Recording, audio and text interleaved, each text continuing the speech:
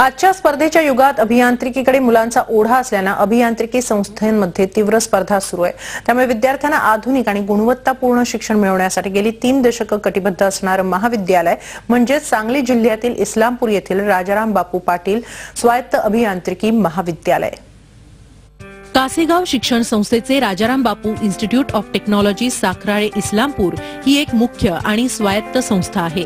फारच कमी वेळात समर्पित आणि शिस्तबद्ध दृष्टिकोनातून तसेच दर्जेदार अनुप्रयोग आधारित शिक्षण आणि कौशल्य निर्मिती करून ही संस्था पश्चिम महाराष्ट्रात एक अग्रगण्य तांत्रिक संस्था म्हणून उदयास आली।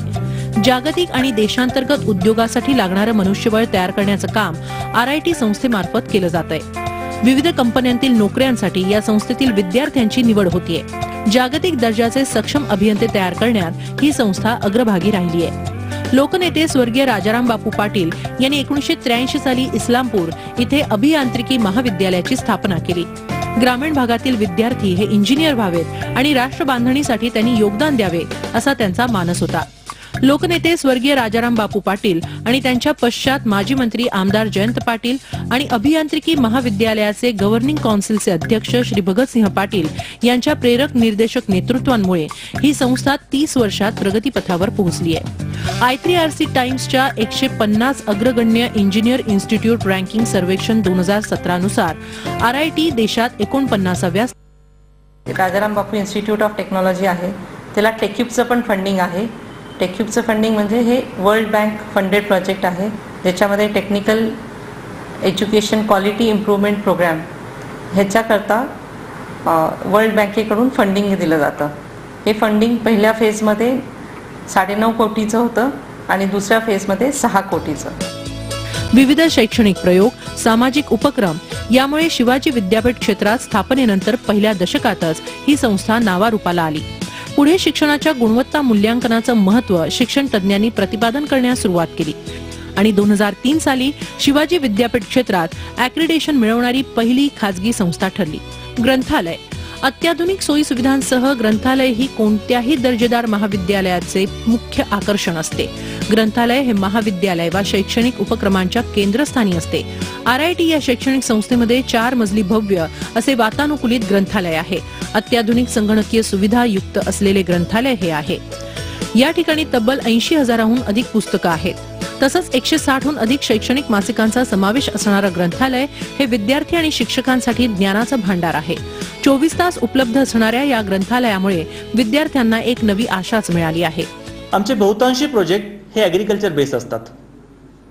ह्या वर्षीचा त्यातील मिनी क्रॉप हार्वेस्टर हा प्रोजेक्ट शेतकऱ्यांना अतिशय उपयुक्त आहे। मिनी क्राफ्ट हार्वेस्टर या मशीनचं खास वैशिष्ट्य म्हणजे शून्य नासाडी, कमी वजन, कमी किमतीत उत्तम कार्यक्षमता ही आहे। 1 लिटर डिझेल मध्ये 2.5 तास हे मशीन चालू शकतं आणि 1 एकर क्षेत्र कंपनी करण्यासाठी 1.5 तास लागतात। त्यामुळे हे मशीन मध्यमवर्गीय शेतकऱ्यांसाठी परवडणारे आहे। या प्रोजेक्टसाठी लागणारा खर्च 1,15,000 रुपये इतका आला आहे। त्यासाठी विविध संस्था आणि RIT यांच्याकडून निधी प्राप्त झालेला आहे। पुढील काळात या मशीनचं पेटंट करण्यात येणार आहे। 2017-18च्या बॅचमध्ये 35 पेक्षा जास्त प्रोजेक्ट फायनल इयर बीटेकच्या मुलांनी केलेले आहेत। हे सर्व projects local industries, agri base and social base आहेत। यातील निवडक प्रोजेक्टना इन्स्टिट्यूट टेक्युब सीड फंडिंगच्या माध्यमातून आम्ही 4 लाखापेक्षा जास्त फंड दिलेला आहे। या प्रोजेक्टमधील 3 प्रोजेक्टसाठी आम्ही नॅशनल लेव्हलला पेटंटसाठी अप्लाय केलेला आहे। स्टेपलर हे एक उपकरण आहे ज्याचा वापर एका कागदाच्या शीट्स एकत्रित करण्यासाठी केला जातो। सर्वात मोठ्या प्रमाणावर वापरल्या जाणाऱ्या साधनांपैकी स्टेपलर एक आहे, ज्याचा वापर घरगुती तसंच व्यावसायिक अनुप्रयोगांमध्ये होतो। तथापि व्यवसायाच्या कार्यक्षेत्रामध्ये वेगवेगळ्या पृष्ठांची संख्या देखील मालकांना वेगवेगळ्या आकारातील स्टेपलर्समध्ये स्विच करणं आवश्यक आहे। उदाहरणार्थ 10 पृष्ठ स्टेपलिंग करण्यासाठी एक लहान स्टेपलर पुरेसा आहे, पण 90 पृष्ठांसाठी एक ड्युटी हेवी स्टेपलर आवश्यक आहे।